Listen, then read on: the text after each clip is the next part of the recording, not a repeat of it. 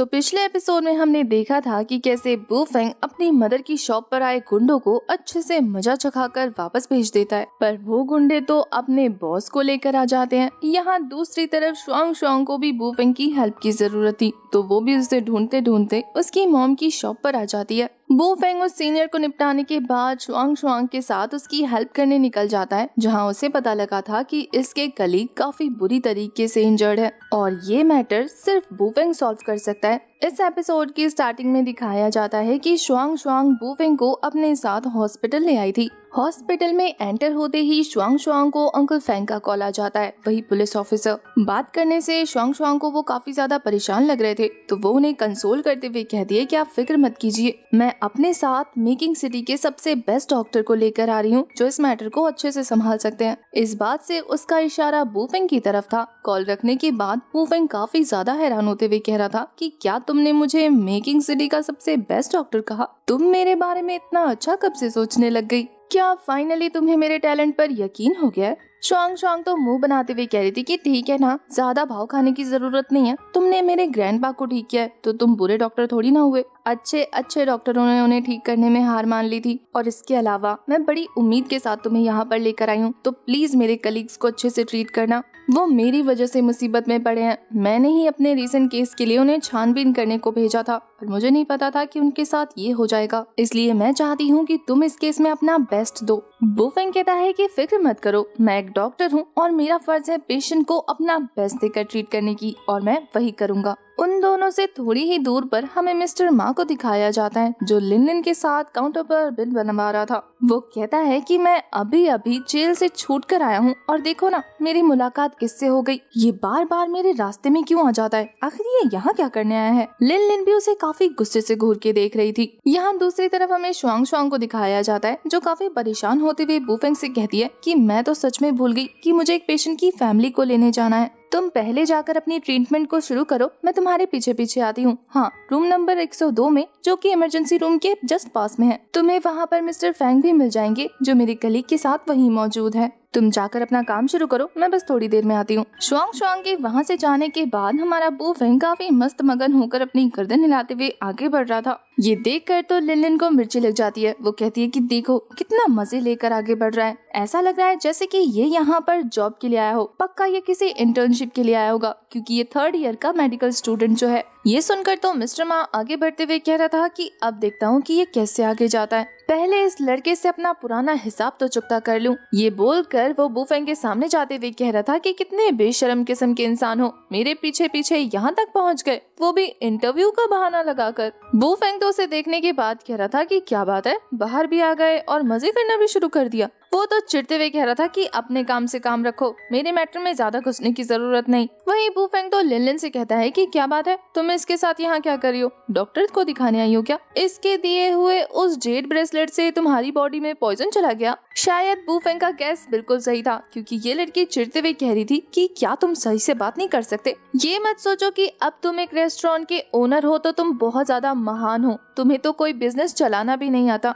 ना तो तुम्हारे पास केटरिंग स्किल्स हैं और ना ही मैनेजमेंट स्किल्स। जल्दी ही तुम और तुम्हारा वो सो कॉल्ड रेस्टोरेंट मिट्टी में मिल जाएगा। पर वैसे मानना पड़ेगा, तुम हो तो काफी ज्यादा स्मार्ट, जो सिर्फ अपने रेस्टोरेंट पे रिलाई नहीं करे, यहाँ पर इंटर्नशिप के लिए भी आ गए। मिस्टर मा तो कहता है कि क्या तुम्हें इसकी बॉडी लैंग्वेज से नजर नहीं आ रहा कि यहाँ इंटर्नशिप के लिए नहीं आया, बल्कि किसी लड़की के साथ आया है? तुमने देखा नहीं था, इसके साथ एक खूबसूरत लड़की खड़ी थी। ये 1 नंबर का लड़कीबाज है। उस दिन किसी और को अपनी गर्लफ्रेंड बता रहा था और आज किसी और के साथ फ्लर्टिंग कर रहा है। ये सुनकर तो लिन लिन हंसते हुए कह रही थी कि अच्छा हुआ मैंने तुमसे ब्रेकअप कर लिया, अब मैं जाकर तुम्हारी गर्लफ्रेंड को बताऊंगी कि कैसे तुम उसके पीठ पीछे दूसरी लड़कियों को भी डेट कर रहे हो। मुझे नहीं पता था कि तुम इस कदर नीचे गिर जाओगे कि एक साथ 2-2 लड़की को घुमाओगे। वैसे ये सुनने के बाद तो वो तुम्हारी क्या क्लास लगाएगी ना। वैसे भी वो काफी ज्यादा अमीर है, अगर उसे पता लगा कि तुम उस पर चीट कर रहे हो तो फिर तो तुम्हारी खैर नहीं। बू फेंग तो काफी गुस्से में अपना मुक्का दिखाते हुए कह रहा था कि क्या तुम्हें मार खानी है, जैसे बकवास र्यूमर्स फैला रही हो। वैसे मैं एक अच्छा दोस्त होने के नाते तुम्हें बता दूं कि जिस पर्सन के बारे में तुम लोग बात कर रहे हो ना,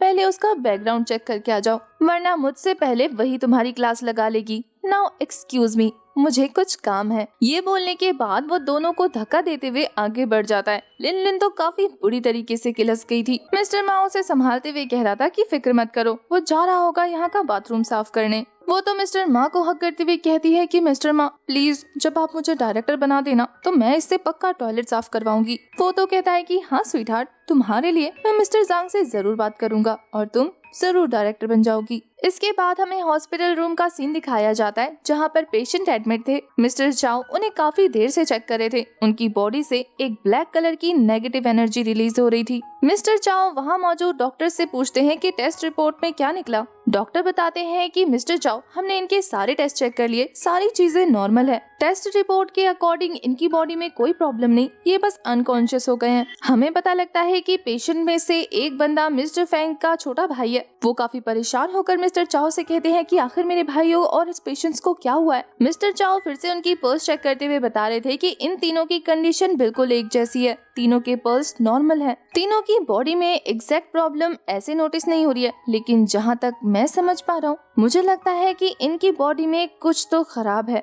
मिस्टर फैंग बहुत ज्यादा परेशान होते हुए कह रहे थे कि खराब से आपका मतलब क्या है मिस्टर चाओ। मिस्टर चाओ बताते हैं कि मुझे ऐसा लगता है जैसे कि इनकी बॉडी में कुछ इविल मौजूद है, नेगेटिव एनर्जी जैसा कुछ। हो सकता है इनकी बॉडी में कुछ ऐसा गया है जो टॉक्सिक गैस को प्रोड्यूस कर रहा हो। लगातार गैस के रिलीज होने की वजह से मुझे लगता है कि शायद ये लोग कोमा में हैं। मिस्टर फैंग एक पुलिस थे तो उन्हें डॉक्टरी की भाषा कुछ भी समझ नहीं आती। वो कहते हैं कि छोड़िए, आप बस मुझे इतना बता दीजिए कि आप इन्हें ठीक कैसे करने वाले हैं। मिस्टर चाओ बताते हैं कि टॉक्सिन को बॉडी के अंदर एंटर करने से पहले रोका जा सकता है, लेकिन उसके एंटर होने के बाद मुझे कोई रास्ता नहीं पता कि उसे कैसे क्योर करते हैं। वैसे अगर मैं एंशिएंट ट्रेडिशनल बुक के अकॉर्डिंग चलूं तो कुछ रास्ते हैं, पर बीते कुछ सालों में एंशिएंट मेडिसिन ने अपनी जगह खो दी है, जिससे वो सारे के सारे दस्तावेज डिस्ट्रॉय हो गए हैं। वैसे इसके अलावा मुझे ये भी डर है कि कहीं इस तरीके से लगातार कोमा में रहने की वजह से इनको हार्ट अटैक ना आ जाए। ये सुनकर मिस्टर फैंग काफी घबराते हुए कह रहे थे कि मिस्टर चाओ, आप तो एंशिएंट मेडिसिन्स के परफेक्शनिस्ट है ना, आखिर आप ऐसा कैसे कह सकते हैं? कुछ तो कीजिए प्लीज, मैं आपसे रिक्वेस्ट करता हूँ, इनकी जान बचा लीजिए। ये सभी मेरे भाई जैसे हैं, मैं इनके साथ सालों से काम कर रहा हूँ, इन्होंने ड्यूटी के लिए अपनी जान को खतरे में डाल दिया। आप इस तरीके से हार नहीं मान सकते, आपको कुछ तो करना होगा। क्या हम इन्हें किसी बड़े हॉस्पिटल में लेकर जाएं? बात बन जाएगी। दूसरे डॉक्टर आकर मिस्टर फैंग को समझाते हैं कि इन सभी की सिचुएशन काफी ज्यादा क्रिटिकल है। अगर इन्हें एक हॉस्पिटल से दूसरे हॉस्पिटल में ट्रांसफर करवाया तो रास्ते में कुछ भी हो सकता है, जिसकी गारंटी डॉक्टर्स नहीं ले सकते। और इसके अलावा ना तो वो सही से इनका क्योर करेंगे और फीस भी हाई होगी। तो बेहतर यही है कि ये सभी यही ऑब्जर्वेशन में रहें। मिस्टर चाओ कहते हैं कि फिर इसका मतलब यही है कि मुझे अपने सीनियर को कांटेक्ट करना होगा, एक वही है जो हमारी हेल्प कर सकते हैं। बाकी डॉक्टर्स तो ये सुनने के बाद काफी ज्यादा हैरान होते हुए कह रहे थे कि मिस्टर चाओ, आपके एक सीनियर भी है? मैंने तो पहली बार सुना है कि आपके कोई सीनियर भी है। मिस्टर चाओ की बात सुनने के बाद मिस्टर फैंग कहते हैं कि फिर आप इंतजार किस चीज का कर रहे हैं, जल्दी से अपने सीनियर को बुलाइए ना। इससे पहले कि मिस्टर चाओ कॉल लगा दे तभी वहाँ पर वू फेंग की एंट्री हो जाती है, पर उसे एंटर होता देखकर तो डॉक्टर्स भड़कने लगते हैं कि कहाँ मुंह उठा के चले आ रहे हो, आखिर तुम हो कौन? तुम्हें दिख नहीं रहा कि यहाँ पर हम सभी पेशेंट को ट्रीट कर रहे हैं?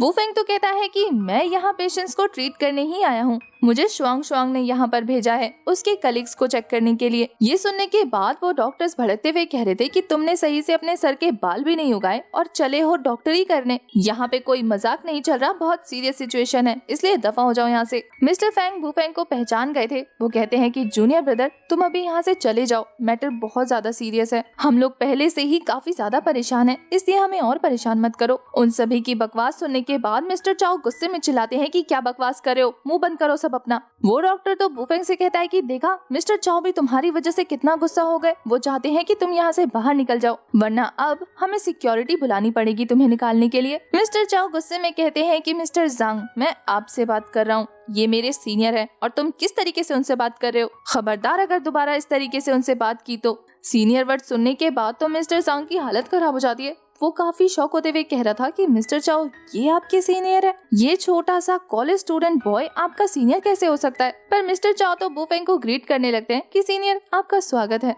वू फेंग काफी प्राउडली एंटर होते हुए मिस्टर चाओ से कहता है कि क्या तुम लोगों ने इन्हें चेक किया, क्या प्रॉब्लम दिखी तुम्हें? मिस्टर चाओ कहते हैं कि सीनियर, जब मैंने इन्हें चेक किया तो सारी चीजें नॉर्मल थी, मुझे लगता है कि ये लोग कोमा में गए हैं एविल एनर्जी की वजह से, सभी की कंडीशन एक जैसी है, लेकिन बदकिस्मती से मेरे पास स्किल्स की कमी है जो मैं इन्हें ठीक नहीं कर सकता। मैं चाहता हूँ कि एक बार आप इन पर नजर डालकर देखें कि क्या आप इन्हें ठीक कर सकते हैं। बू फेंग अपनी स्पिरिचुअल आई का यूज करते हुए उन सभी की बॉडी को चेक करने लगा था। बू फेंग उन्हें चेक करते हुए कहता है कि ये सभी एक टॉक्सिन पॉइजन को चेक करने गए थे और तभी वहाँ पर कोमा में चले गए। इसका मतलब ये है कि ये एविल एनर्जी इनकी बॉडी में जानबूझकर इंजेक्ट की गई है ताकि ये लोग उस चीज की इन्वेस्टिगेशन ना कर पाए। कोई तो है जो नहीं चाहता कि उस केस की इन्वेस्टिगेशन हो। बू फेंग उन्हें चेक करते हुए सोचने लगता है कि अगर मैं इन्हें ठीक कर दूं तो इनके जरिए काफी सारी चीजें पता लग जाएंगी। शायद हमें उन लोगों को ढूंढने का कोई और क्लू मिल जाए। मिस्टर फेंग काफी परेशान होते हुए बू फेंग से कहते हैं कि जूनियर ब्रदर, क्या तुम्हें नजर आया कुछ? क्या तुम्हारे पास कोई तरीका है? तुम इन्हें सच में ठीक कर सकते हो?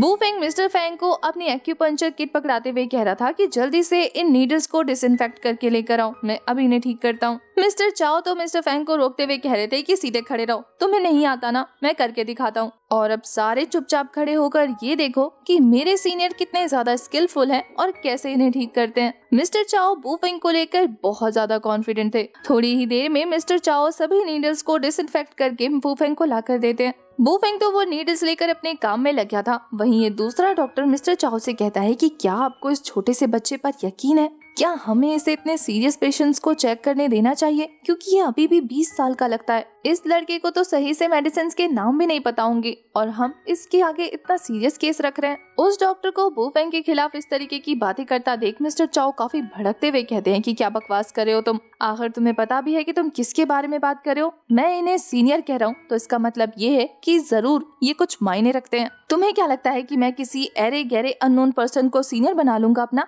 मिस्टर फेंग तो अपना फोन निकालकर बू फेंग को रिकॉर्ड करने लगते हैं। दूसरी तरफ मिस्टर जांग कह रहा था कि ठीक है मिस्टर चाओ, हम आपके इस बंदे को क्योर करने देते हैं, लेकिन अगर कोई भी एक्सीडेंट हो जाता है तो इसकी रिस्पॉन्सिबिलिटी हमारा हॉस्पिटल नहीं लेने वाला। बू फेंग अपनी स्पिरिचुअल आई की हेल्प से पता लगाता है कि इन सभी की बॉडी में जो इविल हो रहा है वो ओवरफ्लो हो रहा है, पर वो इस बात से खुश था कि चलो ज्यादा देर नहीं हुए इस पॉइजन को बॉडी में गए तो वो इसे अच्छे से क्योर कर सकता है। वो अपनी नीडल को उसके माइंड पे थ्रो कर चुका था। वो अपने स्पिरिचुअल सी में मौजूद बुक्स में से उन सभी टेक्निक्स को धीरे धीरे पढ़ते हुए इसे क्योर करने लगता है। सभी नीडल्स को सक्सेसफुली इंजेक्ट करने के बाद वो अब अपनी स्पिरिचुअल एनर्जी का यूज करने लगता है। ये देखने के बाद वो डॉक्टर काफी ज्यादा शॉक होते हुए कह रहा था कि क्या ये बच्चा 9 नीडल सोल रिस्टोरेशन को प्रैक्टिस कर रहा है। मिस्टर चाओ तो काफी ज्यादा प्राउड फील करते हुए कह रहे थे कि मैंने कहा था ना, मेरे सीनियर काफी मामलों में स्पेशलिस्ट हैं। बू फेंग की स्पिरिचुअल एनर्जी की हेल्प से वो सारा का सारा टॉक्सिन उस बंदे की बॉडी से बाहर आ जाता है। बू फेंग के काम खत्म होते ही वो लड़का भी होश में आ गया था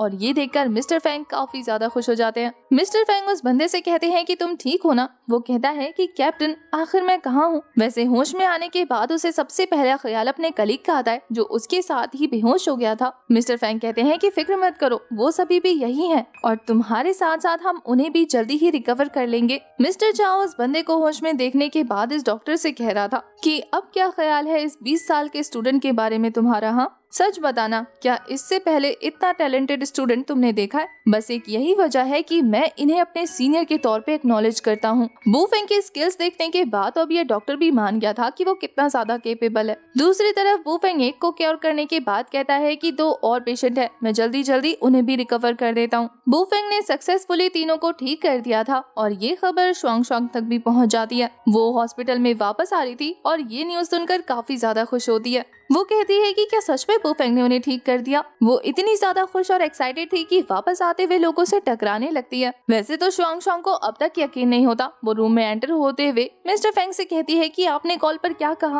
प्रोसेस कंप्लीट हो गया और सारी चीजें खत्म हो गई। अंदर आने के बाद वो काफी घबराई हुई थी, पर जैसे ही वो अपने कलीग्स को अपने पैरों पर सही सलामत देखती है, वो भी खुशहाल, जो उससे बू फेंग की तारीफ करते हुए कह रहे थे कि ये डॉक्टर तो सच में कितना कमाल का है, इसने चंद मिनटों में हमें अपने पैरों पर खड़ा कर दिया। शुआंग शुआंग बू फेंग की तरफ देखकर एक बार फिर से कंफर्म करती है कि ये तुमने ही किया ना? वो तो हाँ में गर्दन हिलाते हुए कहता है कि हाँ। बू फेंग उन्हें कहता है कि अब आप लोग अच्छे से रेस्ट कर चुके हैं, तो क्या आप मुझे बता सकते हैं कि आपने वहाँ पर एग्जैक्ट क्या देखा था जिसकी वजह से आप तीनों की एक जैसी हालत हो गई थी? उन तीनों ऑफिसर्स में से एक कहता है कि हम लोग उस जगह इन्वेस्टिगेशन करने गए थे जहाँ पर मिस्टर ही गया था। हम दिए गए क्लूज को फॉलो कर रहे थे, लेकिन हमें कहीं भी वो एंशिएंट कॉइन देखने को नहीं मिला। पर काफी देर तक रिसर्च करने के बाद हमें उस एंशिएंट कॉइन के बारे में पता लग गया था। कि असल में वो ancient copper coin paradise community से रिलेटेड है। वैसे ये लोग उसी केस पर इन्वेस्टिगेट कर रहे हैं जिस पर बुफेंग को वो एंशिएंट कॉइन मिला था। बुफेंग ने डॉक्टर जाओ की हेल्प से इन सभी को कांटेक्ट किया और इन्हें इस केस में इन्वॉल्व किया, इसलिए वो भी इस मैटर में काफी ज्यादा सीरियस था। शुआंग उसकी तरफ देखकर आगे का पूछने लगती है कि आगे क्या करना है। और इसी के साथ हमारा ये वाला एपिसोड हो जाता है खत्म।